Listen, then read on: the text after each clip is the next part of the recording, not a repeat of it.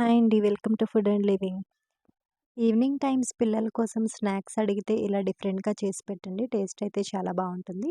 ముందుగా ఒక కప్పు మైదా వేసుకొని, అందులో టేస్ట్‌కి తగినంత ఉప్పు, చిటికెడు సోడా ఉప్పు, అలాగే 2 స్పూన్లు ఆయిల్ కూడా వేసుకొని బాగా కలుపుకోవాలి.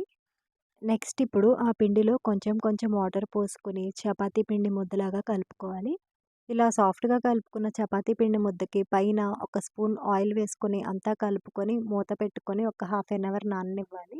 ఇప్పుడు కర్రీ కోసం ఒక పాన్ పెట్టుకొని పాన్‌లో ఒక 2 స్పూన్లు ఆయిల్ వేసుకోవాలి. ఆయిల్ హీట్ అయిన తర్వాత సన్నగా కట్ చేసుకున్న వెల్లుల్లి, అల్లం వేసుకొని ఫ్రై చేసుకోవాలి. నెక్స్ట్ ఇప్పుడు ఒక మీడియం సైజ్ ఉల్లిపాయ కూడా సన్నగా కట్ చేసుకొని వేసుకోవాలి. ఉల్లిపాయ ఫ్రై అయిన తర్వాత సన్నగా కట్ చేసుకున్న పచ్చిమిర్చి, క్యారెట్ అలాగే కొంచెం బాయిల్ చేసి పెట్టుకున్న బఠానీ కూడా వేసుకొని ఫ్రై చేసుకోవాలి.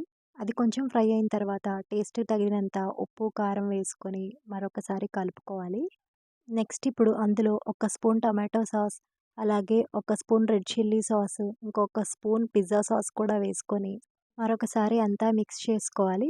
ఇప్పుడు అందులోనే పిజ్జా మిక్స్ ఒక స్పూన్ వేసుకోవాలి. అది కూడా వేసుకొని కలుపుకున్న తర్వాత ఉడకపెట్టుకున్న 2 బంగాళదుంపలు కూడా వేసుకొని కలుపుకోవాలి. బంగాళదుంప కూడా ఆ కర్రీలో మొత్తం మిక్స్ అయిపోయిన తర్వాత స్టవ్ ఆఫ్ చేసేసుకోవాలి. స్టవ్ ఆఫ్ చేసుకున్న తర్వాత ఒక సగం చెక్క నిమ్మరసం వేసుకొని మరొకసారి కలుపుకోవాలి. ఇప్పుడు ఆ కర్రీలో గ్రేట్ చేసి పెట్టుకున్న చీజ్ వేసుకోవాలి. ఇప్పుడు అంతా కలిపి ఒకసారి మిక్స్ చేసుకోవాలి. ఆ కర్రీ వేడి చీజ్‌కి సరిపోతుంది. మళ్ళీ సెపరేట్‌గా వేడి చేయవసరం లేదు. కర్రీ ప్రిపేర్ అయిన తర్వాత సైడ్‌కి పెట్టేసుకొని నెక్స్ట్ ఇప్పుడు మనం ముందుగా చేసి పెట్టుకున్న చపాతీ పిండి ముద్దలో నుంచి కొంచెం తీసుకొని చపాతీలాగా ఒత్తుకోవాలి. నెక్స్ట్ ఇప్పుడు కటర్ తీసుకొని 4 సైడ్స్ కట్ చేసేసుకోవాలి. ఇలా 4 వైపులా కట్ చేసుకున్న తర్వాత ఎడ్జెస్ తీసేసుకొని మళ్ళీ మధ్యలోకి కట్ చేసుకొని ప్రిపేర్ చేసుకున్న కర్రీని ఇలా స్టఫ్ చేసుకోవాలి.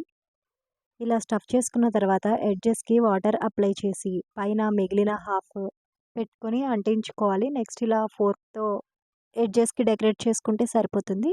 అది కష్టం అనుకుంటే ఇంకో ప్రాసెస్‌లో కూడా చేసుకోవచ్చండి. ఇలా చపాతీలా ఒత్తుకొని 4 సైడ్స్ కట్ చేసేసుకొని, మధ్యలో కర్రీ అప్లై చేసుకొని, వాటర్ రాసేసుకొని ఇలా ఫోల్డ్ చేసేసుకోవడమే. ఫోల్డ్ చేసిన తర్వాత ఫోర్క్‌తో డాట్స్ పెట్టేసుకోవడమే. మీకు ఏ ప్రాసెస్ ఈజీగా ఉంటే ఆ ప్రాసెస్‌లో చేసుకోవచ్చు. నెక్స్ట్ ఇప్పుడు స్టవ్ మీద ఒక బాండీ పెట్టుకొని, ఆయిల్ పోసుకొని, ఆయిల్ హీట్ అయిన తర్వాత మనం ప్రిపేర్ చేసుకున్న పఫ్స్ అందులో వేసుకోవాలి. ఒకేసారి 2 వేసుకోకుండా ఒకటి పైకి తేలిన తర్వాత రెండోది వేసుకుంటే బెటర్ అండి. ఇలా 2 సైడ్స్ కాలిన తర్వాత తీసేసుకోవడమే. ఇలా మనకి ఎన్ని కావాలనుకుంటే అన్ని ప్రిపేర్ చేసుకోవచ్చు. ఈవినింగ్ టైం ఎప్పుడైనా పిల్లలు స్నాక్స్ కొంచెం డిఫరెంట్‌గా కావాలనుకుంటే ఈ విధంగా ట్రై చేయొచ్చండి. వీడియో గనుక నచ్చితే తప్పకుండా లైక్ చేయండి. మీ ఫ్రెండ్స్ అండ్ రిలేటివ్స్‌కి షేర్ చేయండి. Thanks for watching.